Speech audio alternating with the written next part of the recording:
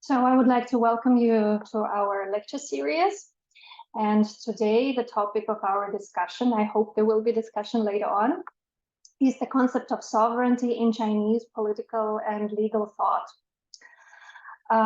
This is partly the topic of my own research, it's a part of my research, but I also think it actually comes along very well and can be bound into our lecture series because it brings up a lot of history of China. And I believe that specifically at the beginning of this lecture series, it's really vital to go through the history and see where we are actually at.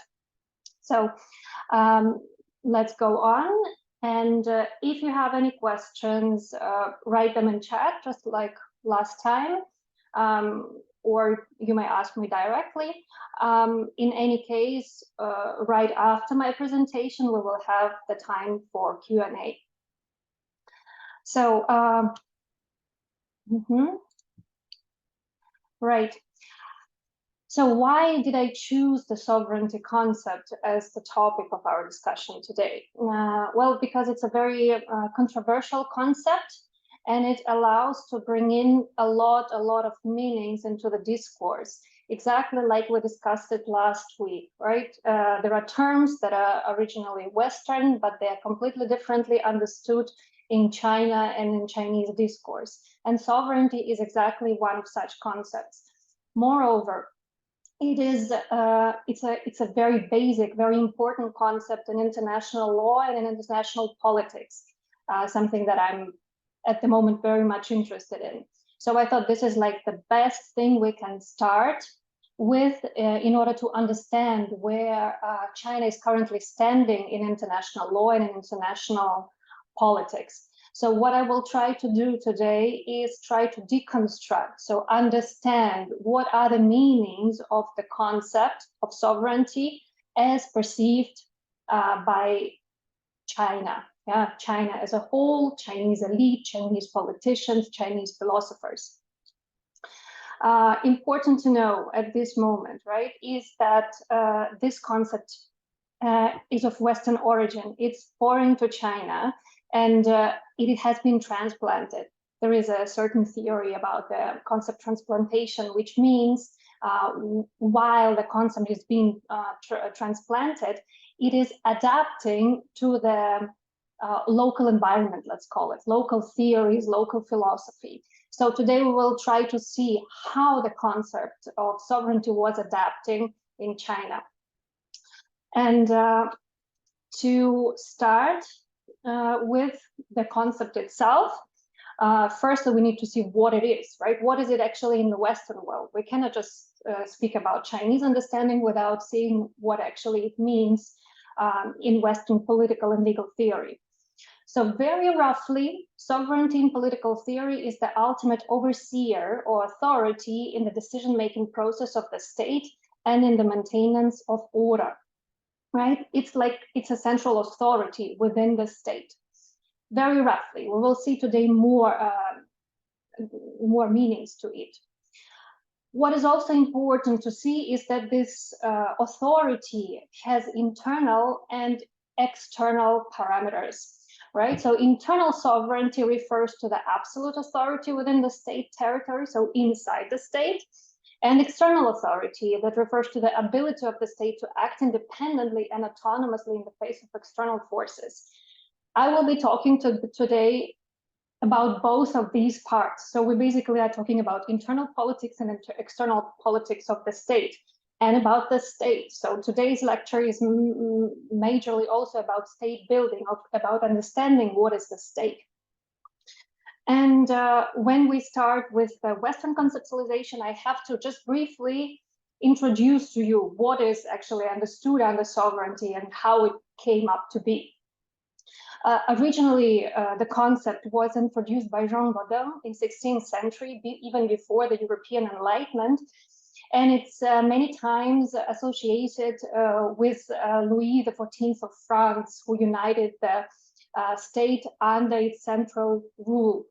So back then, by Jean Bodin, the sovereignty was seen as an absolutist sovereignty, as an unconditional supremacy and the independence of royal power. So this is the very original meaning, and it has been changed ever since. So, and here, important to see that this is an internal sovereignty. So this is a central power of the state as it's seen inside the state, right? And according to this theory, the sovereign as a person, right, as only one person, was not restricted by anyone. The state law was given only by sovereigns, and prince was an image of God. So all these traditional concepts came together in the concept of sovereignty, inner sovereignty. A little bit later, after Rambaudin, there was also forming a conceptualization of external sovereignty. And it came about actually with the development of international law. And big influence on it was caused by Hugo Grotius and his book, De Jure Belli ac Pacis. And mostly the most important development has been the Peace of Westphalia that actually formulated the Westphalian sovereignty, a term that is being used right now up to these days. So this Westphalian sovereignty simply meant a means still, non-intervention, and the sovereign equality of state. How did this concept come about? It formed during the agreements that were signed after the 30 Years' War that raged in Europe.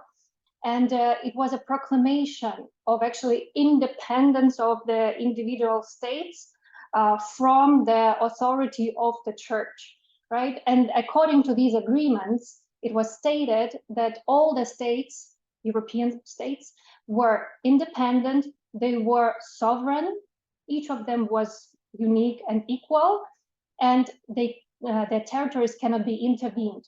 So these are two basic terms that came about in 16th, 17th centuries, internal and external sovereignty. Later on, there were lots of development in 18th, 19th century. I won't go through them. Important for us is to see like what actually the sovereignty means today. So modern society, modern international law, and modern politics came a long way to actually right now distinguish between original meaning of sovereignty and the way it is seen today. Even though sovereignty is ingrained in the Charter of United Nations, in the constitution of many states, still at the moment, the development of Western-based international relations theory is seeing sovereignty as a concept that is losing its strength. So it's not as strong and it's not as needed, we may say, originally, in original way as it has been seen back then by Rambaudin. What affected that? So important to know that right now we have a positive notion of a state, right? We're talking about state authority. Back then in 16th century and the 17th century, the state as such was not clear what it is. Right now we have very clear distinguishment what is the state, and it has been codified in Montevideo Convention as well as also in many literary works. So the state has to have three main components. It has to have territory, people, and power over this territory and people, right? So when one of components is missing, it's not a state anymore. When we will be talking about China, back then in history, right? It may not be actually always called state as we understand it today, because some of the components of the state were probably not there. Then what is also important at the modern day? The sovereignty, inner sovereignty, is considered to be a popular internal sovereignty. So the power is not belonging anymore to the head of the state, as Rambaudin saw it, as an authoritarian, as a sovereign person. No, it's popular sovereignty, which means we all, the people of each country, are holding the power, are holding the sovereignty of the state. And this is very well accepted by the Western society, and as we will see also by China. So what also affects? the understanding of sovereignty. The process of globalization and creation of UN that limits external sovereignty. Here, the important word is limits. So basically, the sovereignty conceptualization that we have nowadays, it's a limited sovereignty. So it's not, we cannot say that each state is responsible fully for its people, and there is no one who can intervene. No, we know that if there are certain violations within the state, international organizations can affect actually the policy of the state, which actually breaches this old autocratic understanding of sovereignty. Also important to say that separation between internal and external sovereignty is not tenable anymore. So they're always together, right? And here, additional information here. The principle of self-determination of the nations is one of the components of the sovereignty. So on one hand, we have the state. On the other hand, we understand that each nation has a right for self-determination, which is also written in the UN Charter. This is a very controversial concept. We will see how it was interpreted in Chinese discourse, but still it's a part of modern understanding of sovereignty. Next, one of the most important modern developments, the developments of the last 70 years, is the human rights law that really majorly limits the sovereignty of each state. So we know that at the beginning of the 21st century, there was a number of humanitarian interventions as the example of the restricted sovereignty. It's not the case anymore. Right now, the politics is rather going away from it, but still we have it already in the history. And we always know the judgments of the international courts that can actually also extend their authority over different states, and hence limit the sovereignty of each of these states. And last but not least, there is also a principle of responsibility to protect. It's a principle also accepted by United Nations, which states that each state is, of course, responsible for their people, but if the state is violating the rights of the people, other states have also responsibility to protect the people within the other state. It's a very controversial part as well, but in a way, it also may be used to limit the sovereignty of any particular states. So this is a picture of the sovereignty, of the limited sovereignty as it mostly understood in the modern Western world, international world, that are mostly accepted. And now we will see how actually China is reacting on this understanding of sovereignty. So I brought here two examples, two quotes that I think they picture very clearly what's the difference in the approach is about. So in 1999, the Secretary General of the United Nations back then, Kofi Annan, at the opening of the UN General Assembly stated that state sovereignty in its most basic sense is being redefined by the forces of globalization and international cooperation, as I just mentioned, right? States come closer to each other. They are not so separate entities anymore. In order to respond to gross and systematic violation of human rights that offend every precept of our common humanity. Also, remember this date, 1999 is an important date. It's the year of the bombing of Serbia, a very controversial decision. So that was exactly the reason why Kofi Annan was speaking about it, right? So this was one of the first humanitarian interventions, but then, and that was the reason why international community was supposed to accept the intervention into the sovereignty of the state because of the human rights violation. So that was Secretary General. And then we see the reaction of the Chinese authority on this kind of sovereignty conceptualization.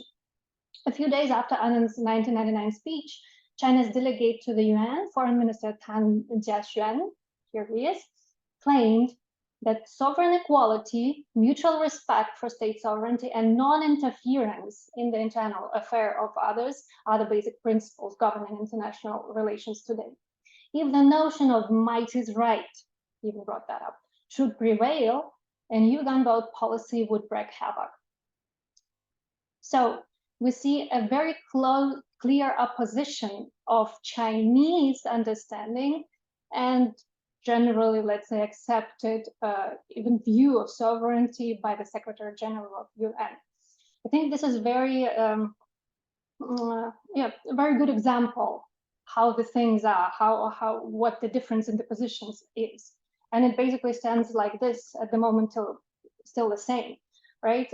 China is still propagating the policies of sovereign equality and non-interference into the state affairs of any other states. We see it today. We see it at the beginning of the war of Ukraine. The general proclamations of the Chinese specialists and Chinese politicians were always the same during the past, well, 30 years and actually earlier as well. So why is that? Why is China so firmly standing on this kind of non-interference policies, on the sovereign equality of states? And also, why is it most of the time today, why is China still presented as an authoritative state? An authoritative state would be a reference to the authoritative sovereignty, like represented by Jean Baudin, that also corresponds to internal sovereignty. Why is this, and is it truly so? These are the questions that I would like to answer today. So let's see how much time I will take for that, because we now need to go through the whole history of China, basically, just in 45 minutes. So let's start. This is just the picture of the whole history line of China. I like it very much. We won't go through everything. What I will try to do today is to bring up the ideas that are mostly vocal today. These ideas stem from the early times, from the historical China, and they have been influencing the whole development of Chinese political thought, actually up until these days. Of course, there were many more, but I will try to pick out the most important ones, those that are of biggest importance today. So, and in order to get there, we need to start at the period starting from 2000 BC, ending at 200 BC. So this period of Chinese history we'll start talking about. This was the time where actually most of the philosophical ideas that still played the most important role in Chinese politics were formed. And we'll start with talking about the Xia dynasty. But before we go even there, we'll need to see actually what are the basic terms I will be operating with. So first we'll be talking about China, the state of China, and the word 中国 that we have been discussing yesterday, not yesterday, last week and the week before. The state. Remember, we are talking about the state formation, the sovereignty of the state. So was China always the state as we understand the state right now? Very hard to say. We will see today that China, through its history, was actually many times a territory that had multiple political and legal system operating within this theory, within this territory. Multiple nations living on this territory, and it still was called 中国, central state. What we will also see is that the word sovereignty that is being used right now in China, 主权, probably has a reference to the imperial power, the word that has been used previously before the revolution of 1911, which is the word 皇权, imperial power.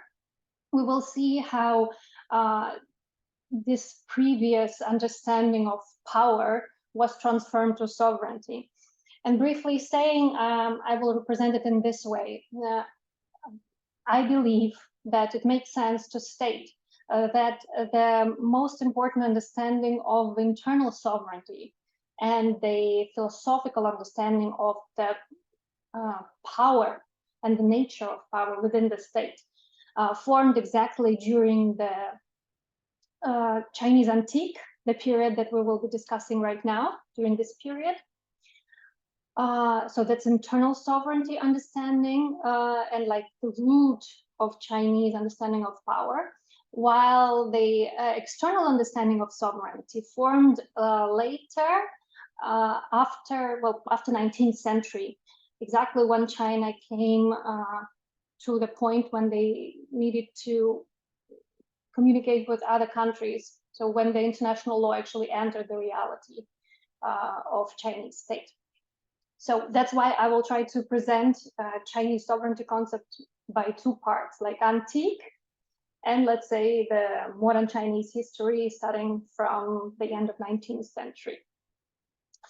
And starting then from the central state again.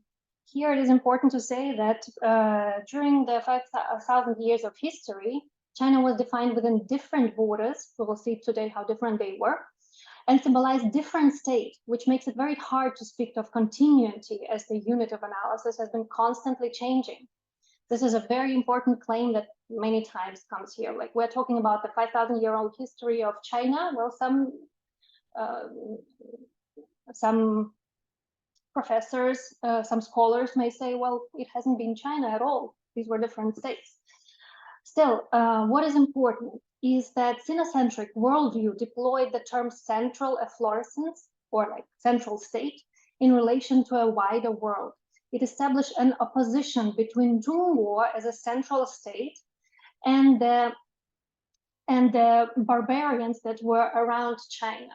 So there was always a differentiation between the civilized state, which is Zhongguo, which is the central state, and the other territories that are around the state. And this civilizing mission has been always one of the main missions of China, as we see in a lot of literature. So in fact, this word Zhongguo does not only mean geographical position of the state, central state, right? Everybody knows that China is placed on the map of the world, usually in center, right? Because the on the Chinese map, the Americas are placed on the right hand and Eurasia on the left hand. And this way, the center is exactly in China. China is right about in the center of the map. And in the Chinese Sinocentric worldview, China was also a center.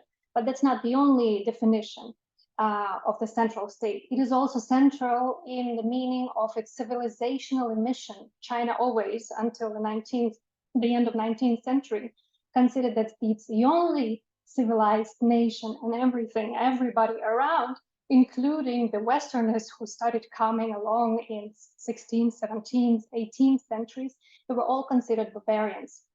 So that's the main conception of the Chinese state. And now we come to the first epoch that is important for us to discuss, and this is the period of Xia. And what is for us of the major importance in this period is the saga kings. It's the understanding of the moral value of a good kingship. So period Xia, as you see, from 2070 until 1600 BC,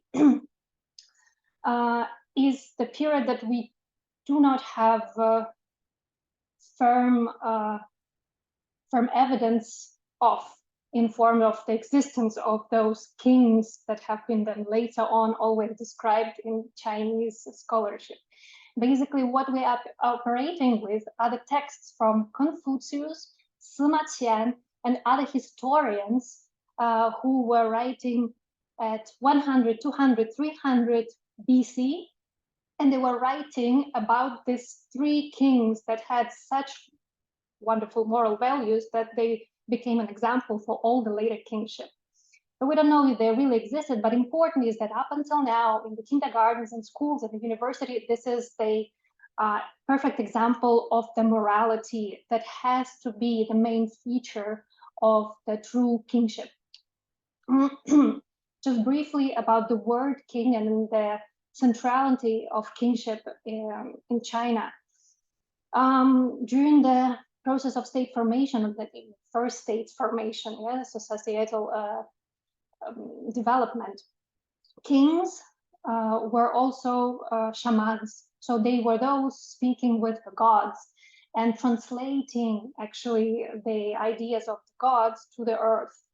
That's why they were central for the society to exist, because they could navigate the life here above earth and the life on earth. So, and this tradition stayed on, and understanding of centrality, of importance of kingship stayed on for a long time, as well as in many civilizations. Here, interesting to see is that the titles of the kings changed with the growth of the territory of China. So what we see here are the maps of China during the following dynasties after Xia.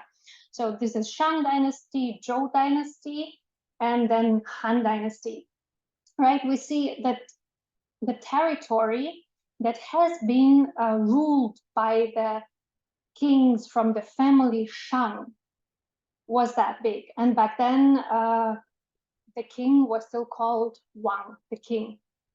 Later on, another dynasty won over Shang, and this was the dynasty. Here it's written Zhou, many times it's said Zhou, and it extended the borders. And during the Zhou dynasty, the king was not called the king anymore, it became the son of heaven. And later on, the span of China got even bigger, right? China got bigger territories under its rulership.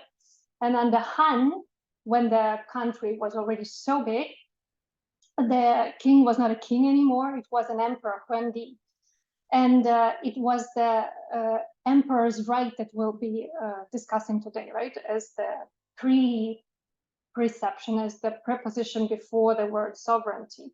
So it is the right of the emperor to rule over this land. And as we see, like the bigger the territory, the more important the title. Now, apart from the king, what was also important is the next concept that is also vital, extremely vital today, in today's politics, is the concept of tianxia. This concept formed a little bit later, after the king and the word king and kingship, but it's having a very profound importance up to these days. We'll speak about it as well. Modern philosophers who inspire Xi Jinping as well. One of them is Zhao Tinyan, the most prominent one. They developed modern theories of world order under the title of the system of tianxia.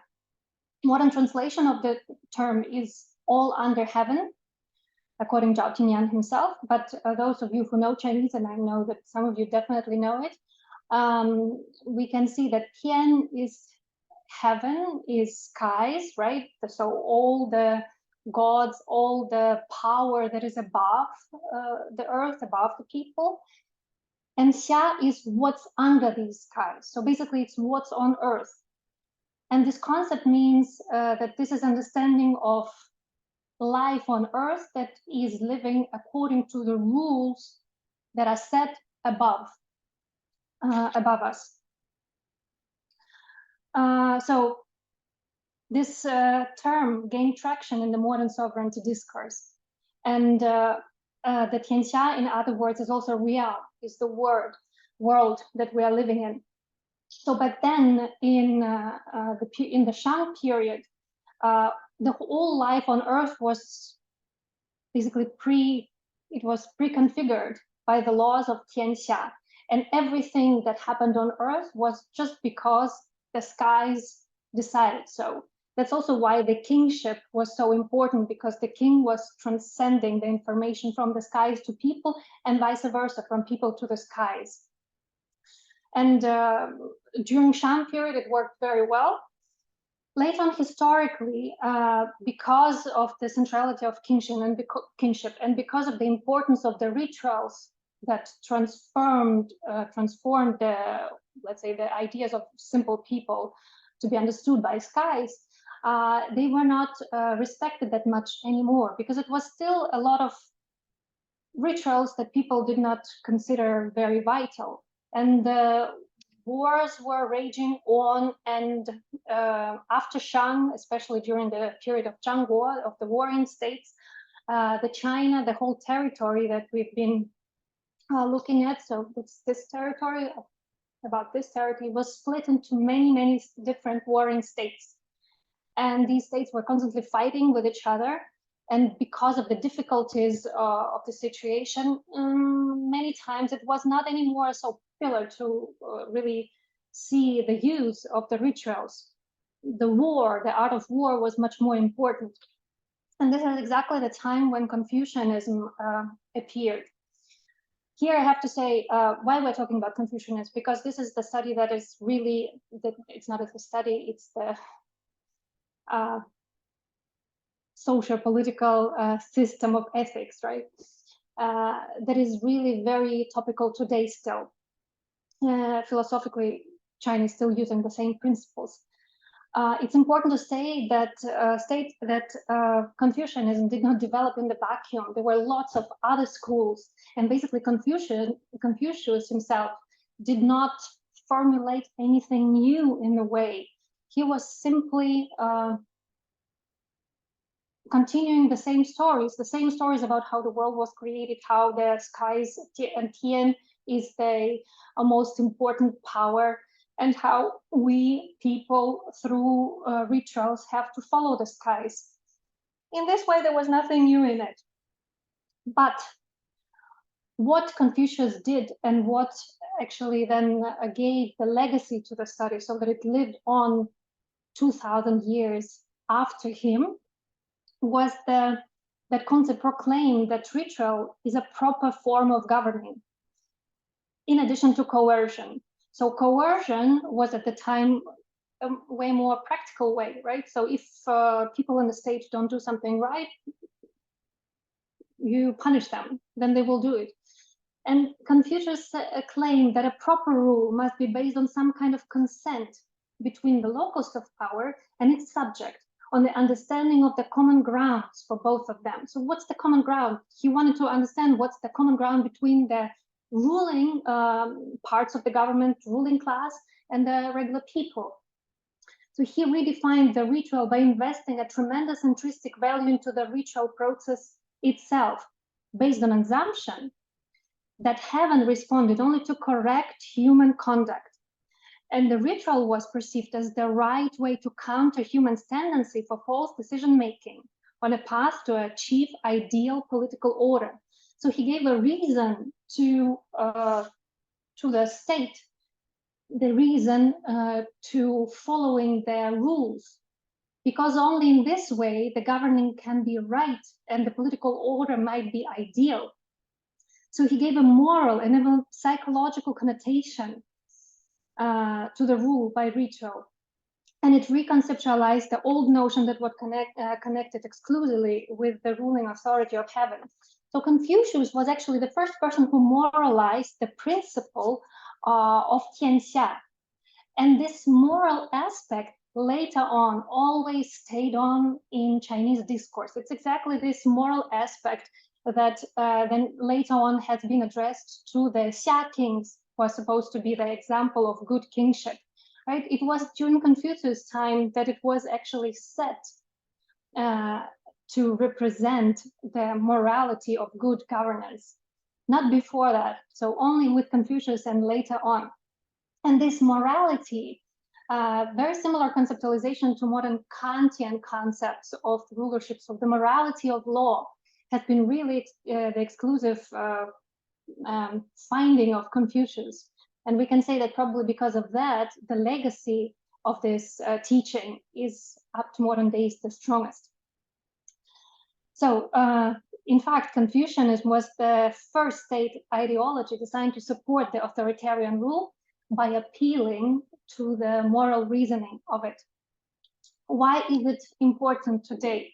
Because again, Zhao Tinyan, the philosopher who is promoting the modern international world construction through Tianxia, said it himself in a very clear way. I will just read from here. Relational rationality and universal consent are essential for a sound world order that includes all people.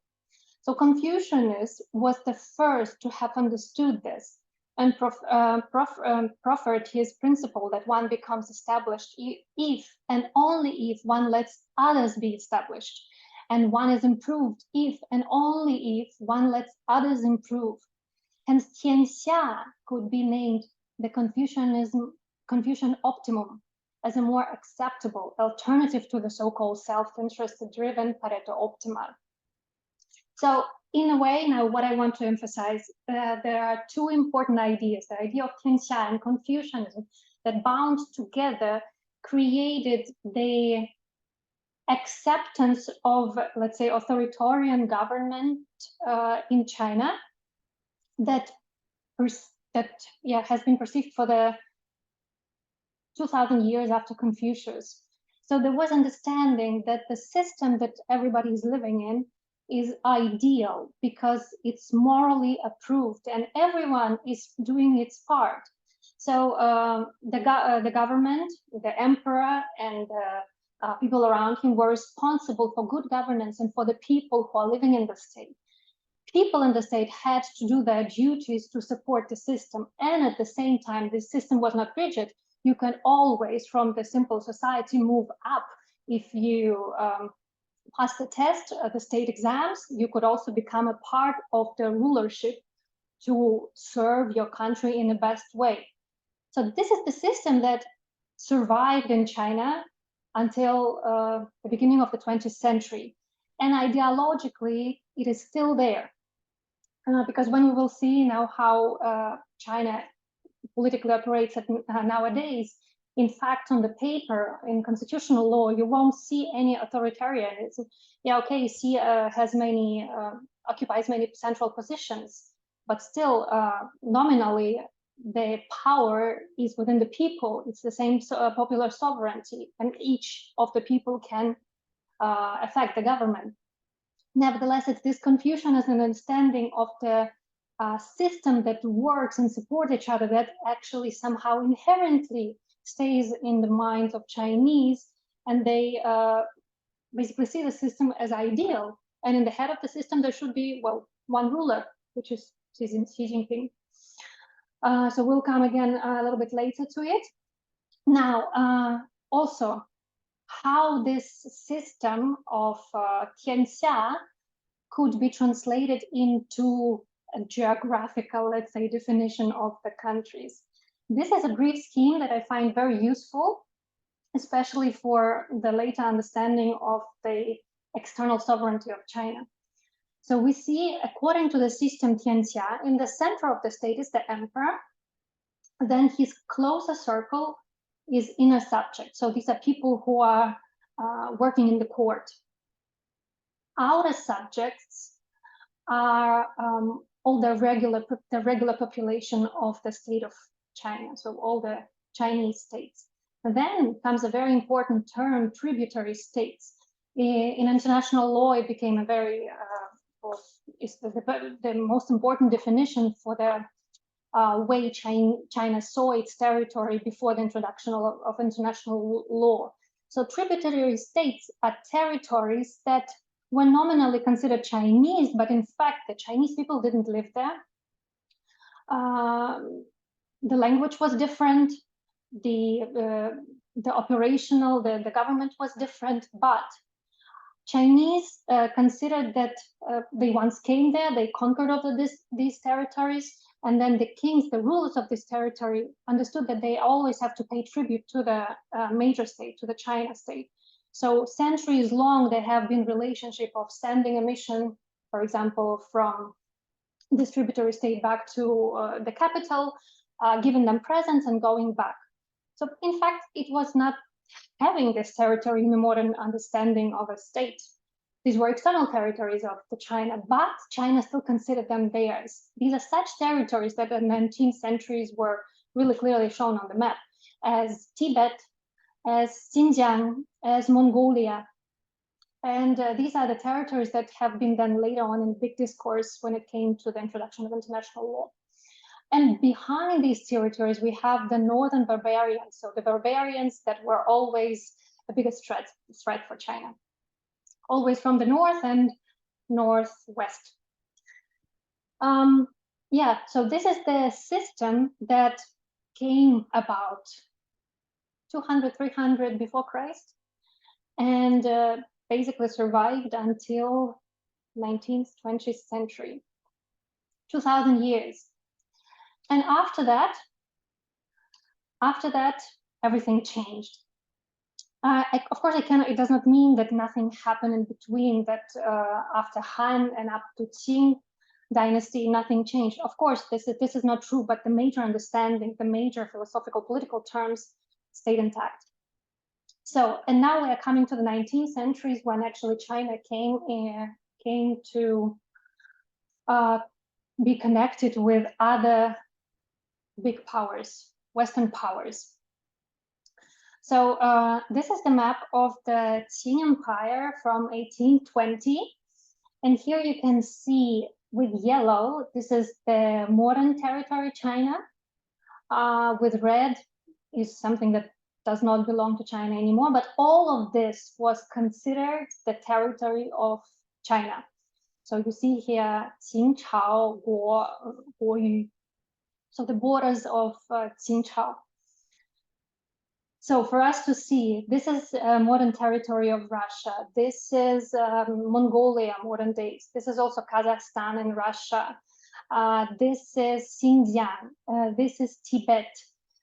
So these territories that China had so many problems later on, and these exact territories have been the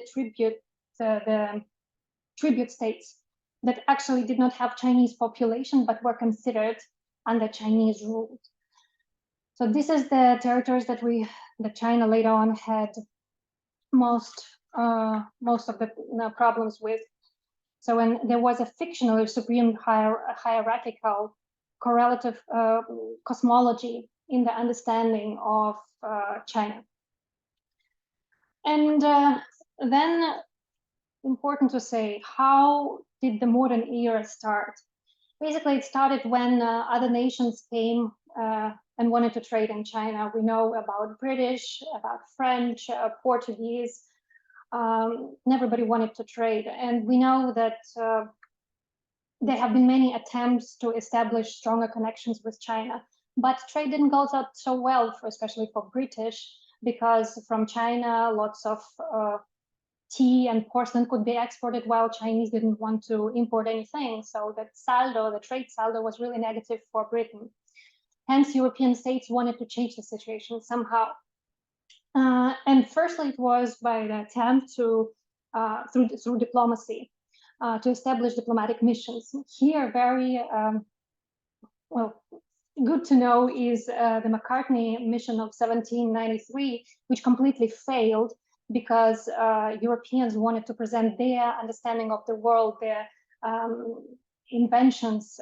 There were such things as globuses brought to the Emperor Qinglong, who is sitting here. And it was completely disregarded by China. Nothing was found interesting. So China was not interested in Europe and in their presence, in the understanding of the world, and hence they did not want to import anything from Europe because they still considered themselves a much more advanced civilization, and there was no need for anybody else's intrusion. So Lord Macartney actually failed. He did not bring up any decision. There was no agreement reached between Britain, because Lord Macartney was representing the Queen of England, and Emperor Qinglong. Nothing has been achieved. China wanted to stay intact and did not want any, well, foreign products, basically almost nothing imported from Europe, which was then quite difficult, controversial for Europe itself. And that's what caused then the next epoch. Of course, European states couldn't stay in this losing position.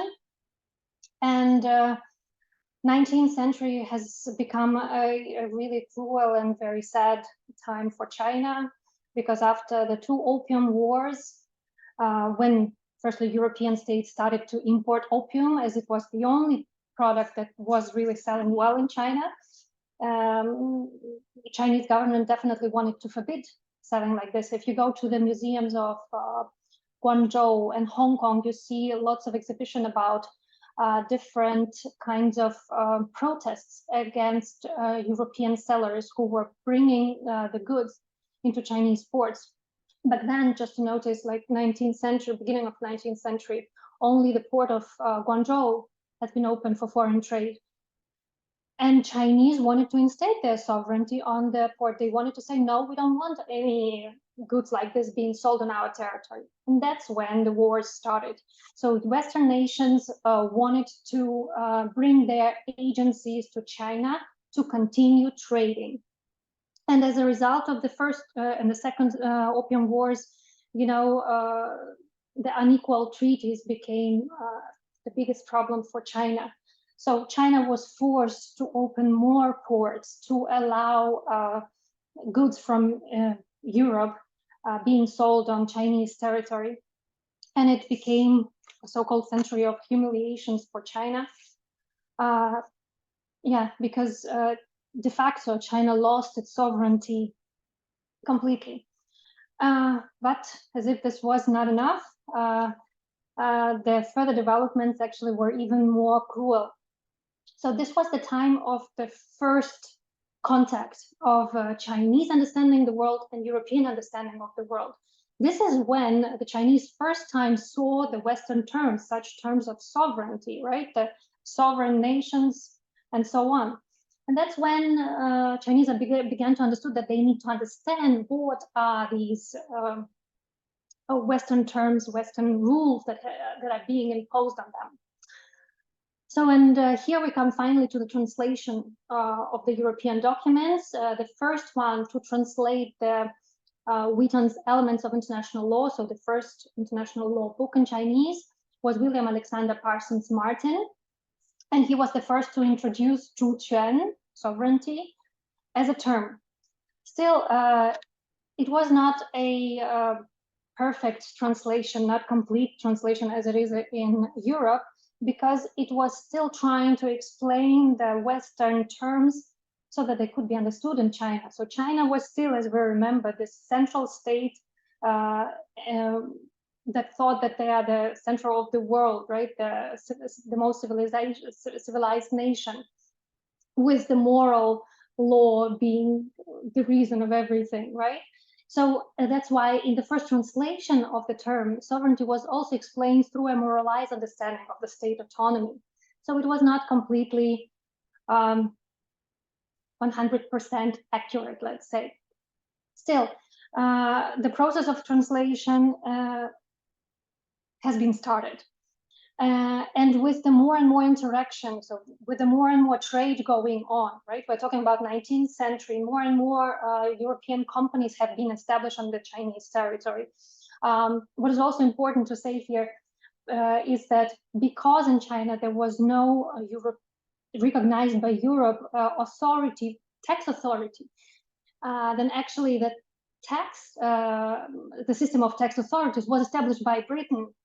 So all the institutions that are right now normally operating in each country to control the influx of goods through the territory has been established by Europe. China had completely no say in that.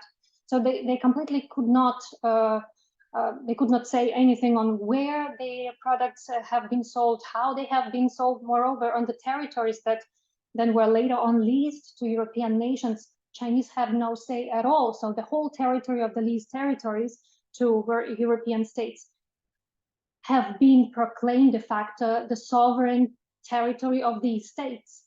So in Chinese law didn't apply in that at all. So it was a complete loss of control of sovereignty actually within the Chinese territory.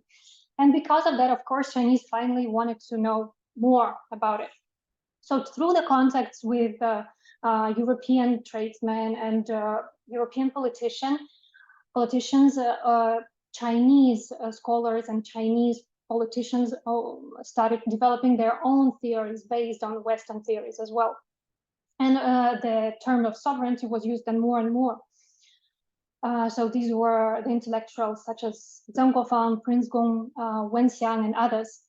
And still, it was the use of the terminology in their text, of the Western terminology, in order to fight back the European invasion, let's call it invasion, well, the influx of European goods and ideas. International law and sovereignty were to be used temporarily, only to use with foreigners. And then it was foreseen that natural order of things will again come back and China will be revived as it used to be before. So, and that was the matter of fact until the end of 19th century. And then let's say the last pushback for China was the Sino-Meiji War. Very, very hard era for China.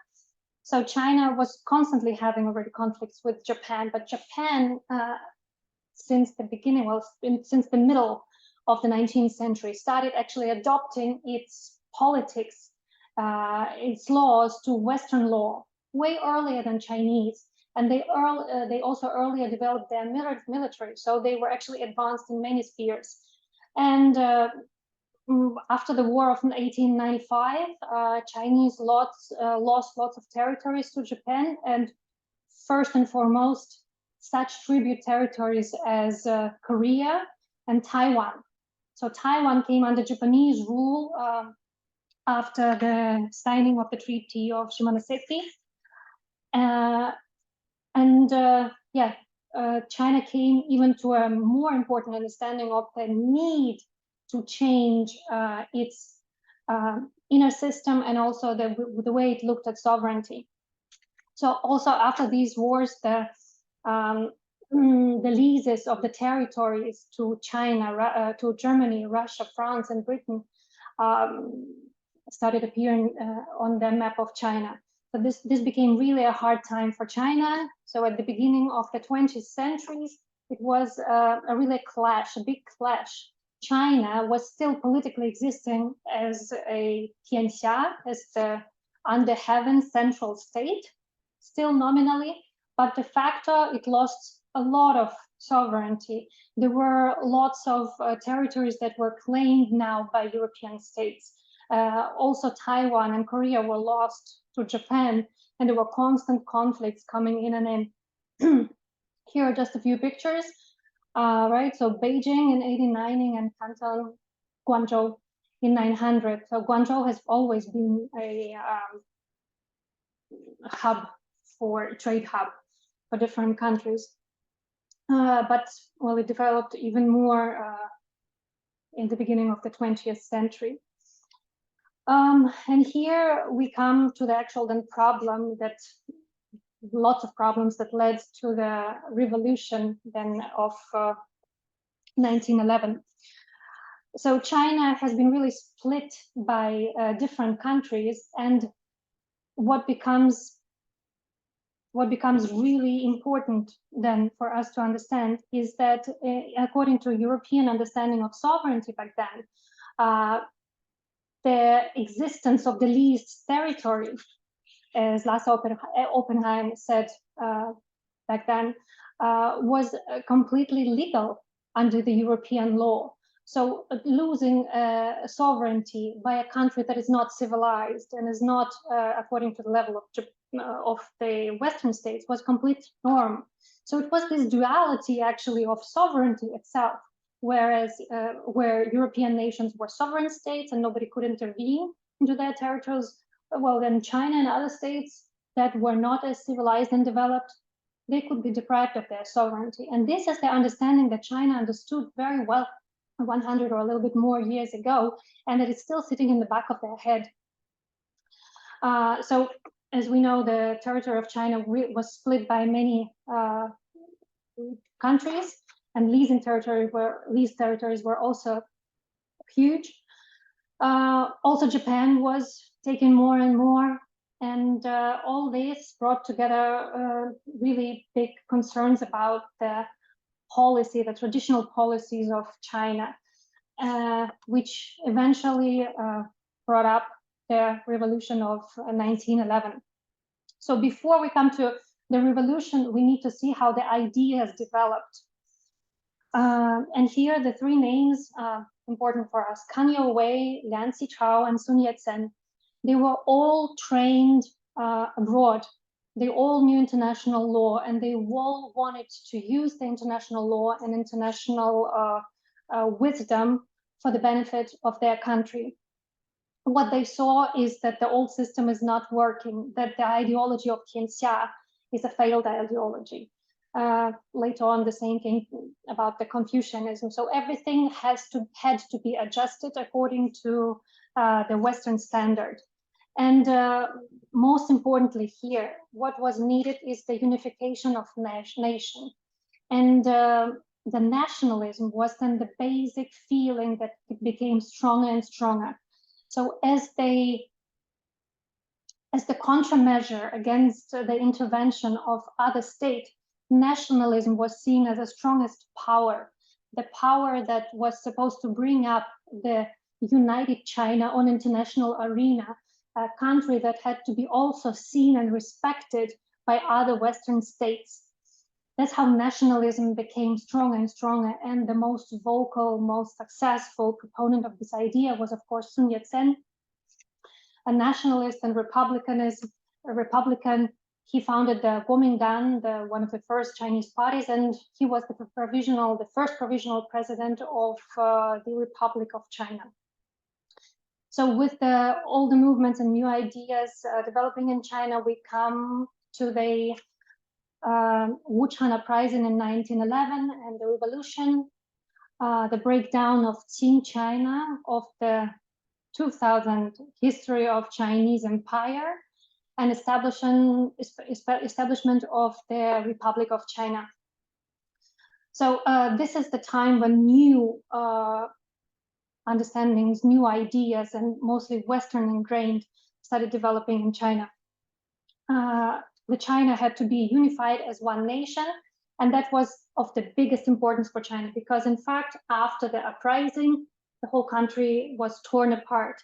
It was not one unified nation, one unified country. No, in fact, there were several states, very similar to the warring states during Confucius' time, where there were central governments in each of these states. There were different regulations on crossing of these states. And what can we say about the tributary system? Of course, the tributary states on the further borders of China were completely, in fact, out of control. So inside of China, there was really big struggle. There is a possibility to call it a civil war almost from the beginning on, even though the official dates from the civil war from 1927 till 48, but the struggle between the states started way earlier. Still, official government was the government in Beijing, and Sun Yat-sen, being the first president, was the first representative of it. Here, just to bring the most important part of the Republican era, is that China, as we see, was moved to these developments by the Western intervention, by the need to adjust to the international law. Hence, the internationalism, Chinese diplomacy was then the most important sphere where China really achieved big changes. What we can say to really briefly show what happened during this time is that from 1919 until 1940, the majority of the unequal treaties have been actually changed to the benefit of China. And that has been done only with the use of diplomatical measures. So actually the efforts of diplomacy and of diplomats in China were huge. What has been done is a really big work. Now, how did it all start? So we remember that China has been divided and there were lots of protectorates on its territory. Then came the First World War. And after the end of the First World War, the Treaty of Versailles. The most controversial decision for China after the Treaty of Versailles was that the German territories that were originally around Qingdao were given back not to China, but to Japan. because Japan was also fighting on the side of allies. So China, in fact, after the war, did not get back their own territory. And that sparked the May 4th movement, the big uprising in China against Western imperialism, actually. So that was the uprising that also moved China against capitalist Western countries and kind of moved it closer to Soviet countries and communism in the way. So after this May 4th movement, the Chinese delegation in Versailles actually did not sign the treaty, never signed it. Important to mention is that 3 years later on, in 1922, in Washington, the treaties have been revised, and actually Chinese territories and the Japanese enclave on Chinese territories have been not really respected. So in fact, slowly after 1919, China was getting back their territories only through the diplomatic means. And if we go then deeper into the terms of international law, we will see how many European terms, like Western terms from international law, have been used in the League of Nations and during different conferences, so that China could gain back their access to its own territory.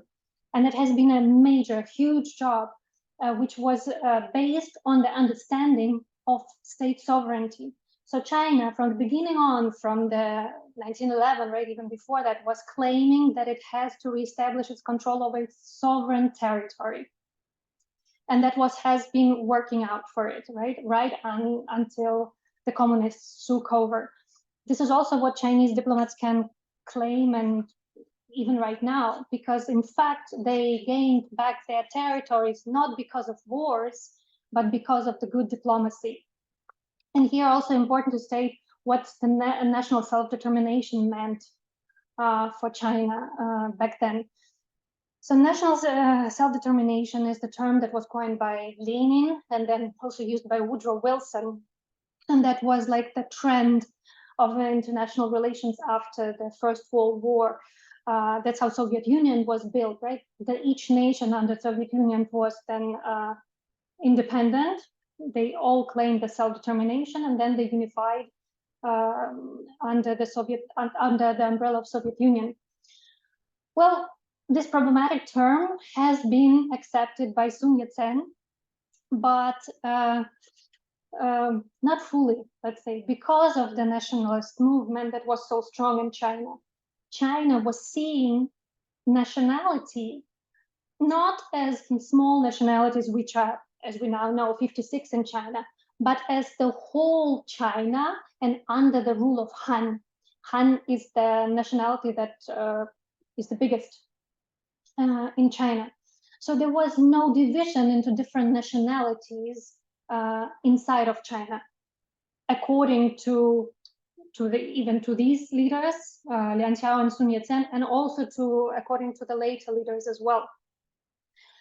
It's interesting how Mao changed his mind on this point, actually, because of course communists had to fully accept the communist ideas from Soviet Union, and self-determination, national self-determination, has been a corner concept of the Soviet Union.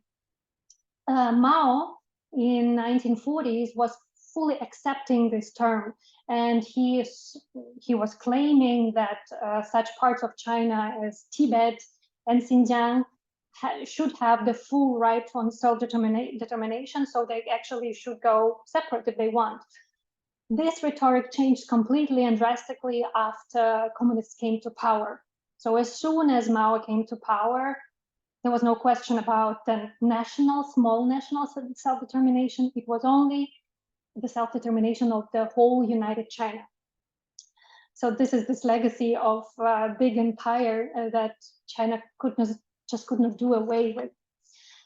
Right, so when we are coming to the end of Republican era, I think this map is very important to see for us.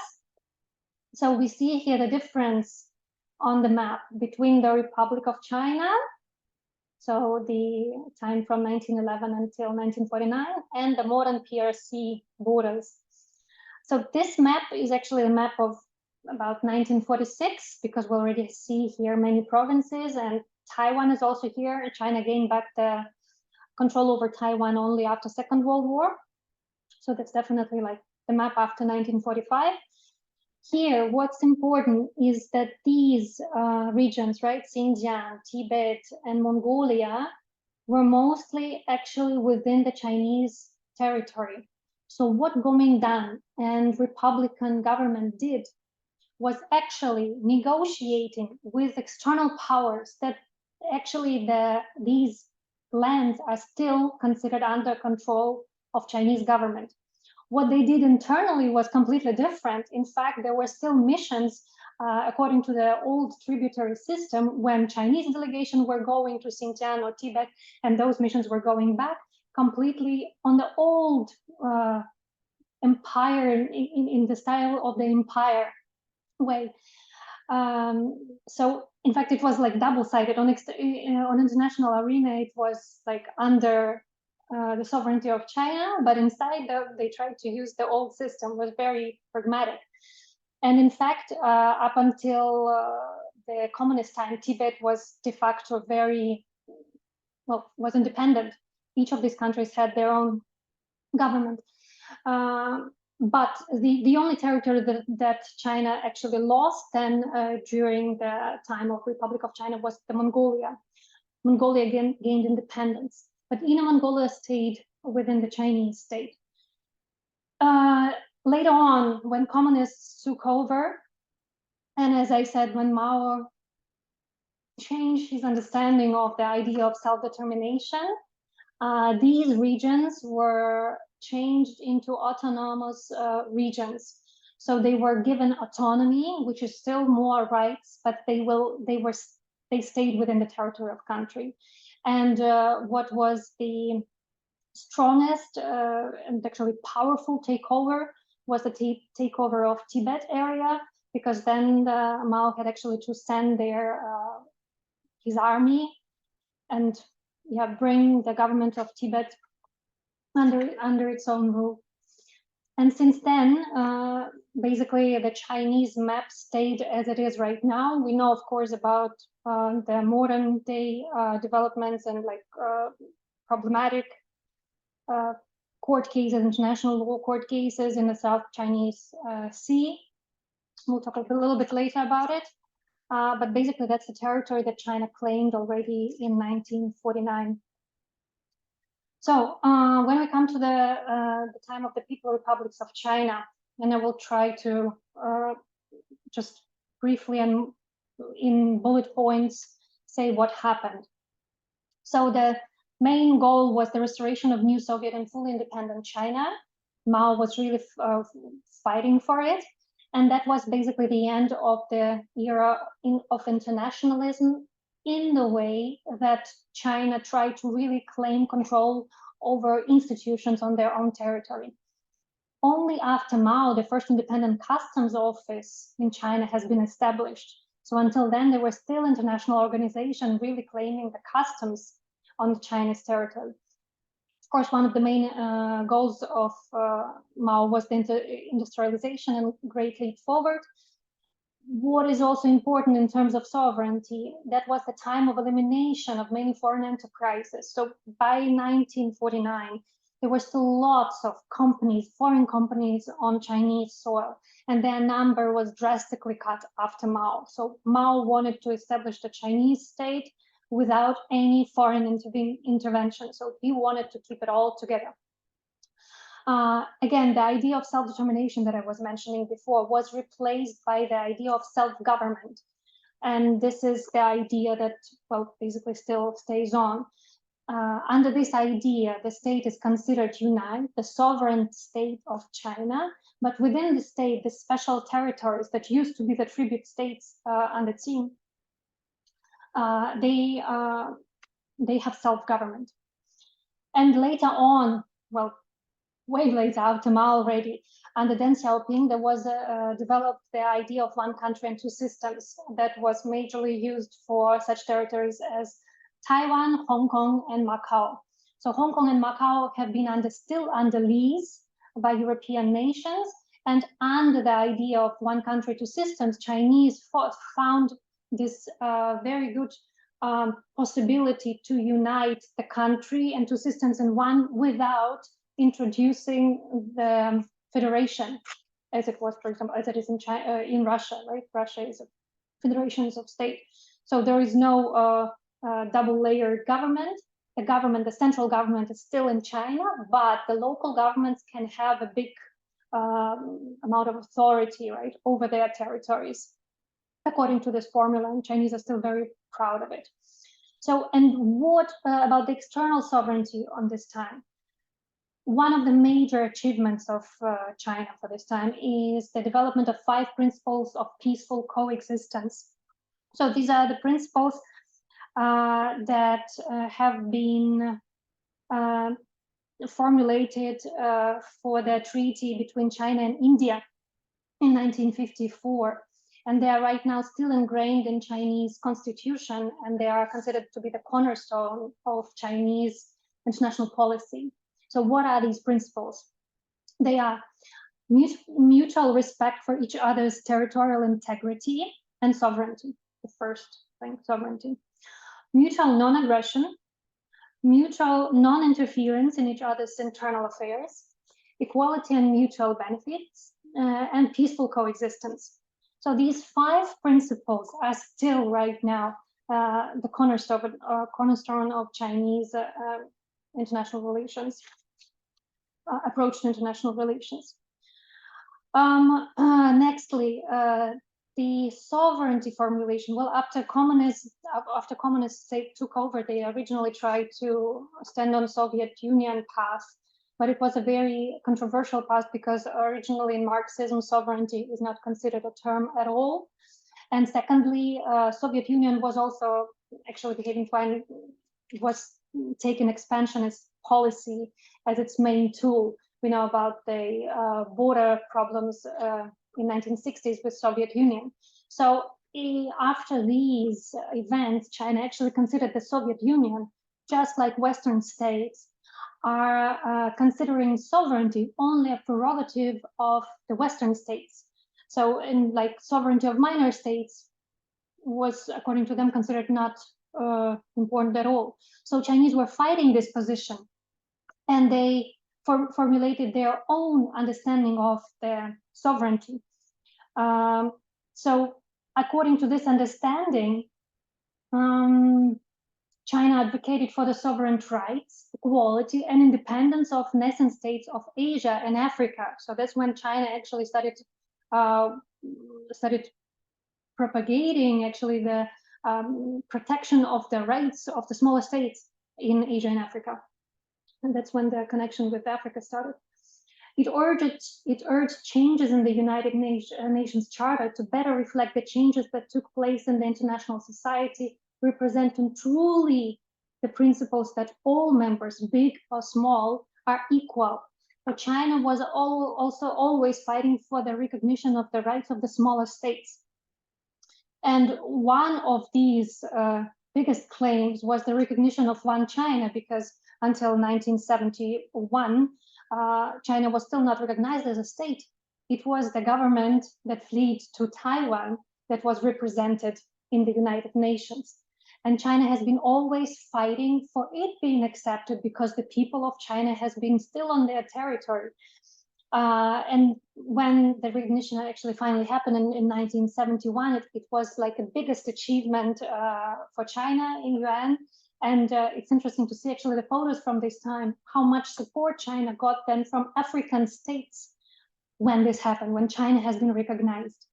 So this actually shows the big coherence in development in recognition of Asian and African state on international arena.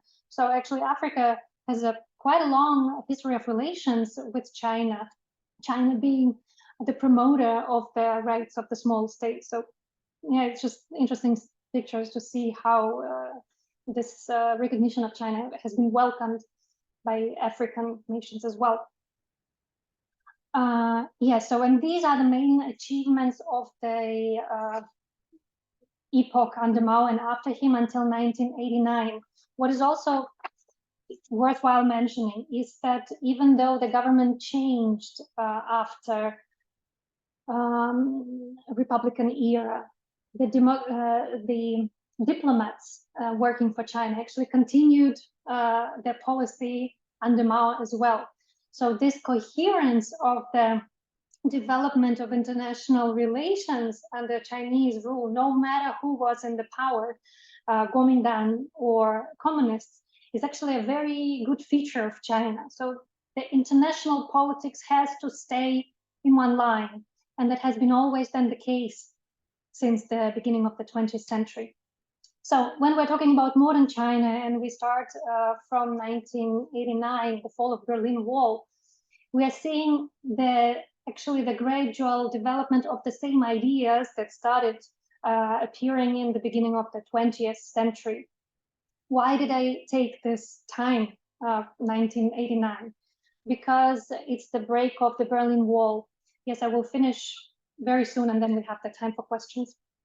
So with the fall of Berlin Wall, we can say the new epoch started. So there was no confrontation between Soviet Union and USA, and that was the beginning of the time that in the Western theory is considered the time of the borderless, meaning the time of limited sovereignty. So not when each state is caring for its sovereignty, but sovereignty should be open, yeah, for interventions from international organization, international monitoring authorities, and unfortunately, well, as seen by many, by the hegemon that is seen in USA. Well, still under this system, China has maintained its old position that has been developing in the middle of the 20th century. The sovereignty of the states and the independence and non-interference stayed the main agenda. So what was happening? The reunification of the motherland is still the main goal of China. We've seen how it has been split, how China regained control over its territories. Right now, still the most important questions are Taiwan, we know, and this is one of the main goals of China, and the islands in the South China Sea. Right. The border disputes with India, yeah, as well are still right now the subject. When we're talking about the human rights law that is right now in on international agenda, one of the biggest factors affecting the sovereignty of states, China does recognize human rights law, but according to Xue Hanqing, who is the judge in International Court of Justice since 2010, the regulation of human rights falls after the sovereign authority of each state. And there are many Chinese scholars who actually maintain the same idea. So China recognizes human rights. It had ratified lots of treaties on human rights, but it still sees that even though the human rights are international, it is each state that is responsible for interpretation of these rights and for the implementation of the whatever regulation. So sovereignty is higher than the human rights, according to China. So very important is right now the role of globalization and Belt and Road Initiative that we all know about. So economical development, economical integration right now is seen by China as the most important factor. So human rights are not the factor that can breach sovereignty, but economical cooperation is one. So, and according to that, China accepts limitations on sovereignty through economic integration. And what is more now, when China almost finished its reunification of the motherland, China starts promoting the harmonizing mission of it. So it tries to bring its own ideas on international arena. And here the concept of community of shared future for mankind is one of the most important examples for that. So of course, each state is supposed to remain sovereign, but China wants to promote and develop some common values that the whole humankind can be united with. And that's where the Chinese idea of Tianxia comes again to the fore. So it is the moral understanding of global governance. So whereas the Western state, according to China understanding, are only basing their regulations on the law that is not supposed to be connected with moral. China wants to promote this old, still ingrained by Confucianism, idea of tianxia, that we all live under heaven, and that the moral rules are the most important rules that should unite us. And that's how I make the turn again to this old understanding of sovereignty, of the unification of the country, not under the rulership of authoritarian, well, it can be authoritarian rule, but mostly important, it is the rulership of moral ideas. So moral rule is the unifying factors for of us all. And important is that the combination of traditional Confucianism legitimizing social unity and authoritarian governance with popular sovereignty is vested in the people, and the positive notion of sovereign state is bound by international law. So what do I want to say by this? Is that China promotes the unification of the whole world, let's say, under some sort of moral understanding that is definitely ingrained in its old Confucian way of seeing the universe and the central state. But at the same time, in international law, it still stands on the grounds that sovereignty is the understanding of each state's borders and rights to control the territory and extend the authority only within this border, without breaching these borders, without interfering to any other states. And by this, I just would like to summarize it all, is that the China is the country so rich with philosophical heritage, that in fact it is probably possible to find any kind of theory to use at the modern time and implement in modern politics and modern law. But China managed to actually use and reuse the theory that has been the most important one during its 2,000-year-old history under the emperor, even now, and combine it with the international law and the Western rules of international law, which is pretty much in a way, an impossible task.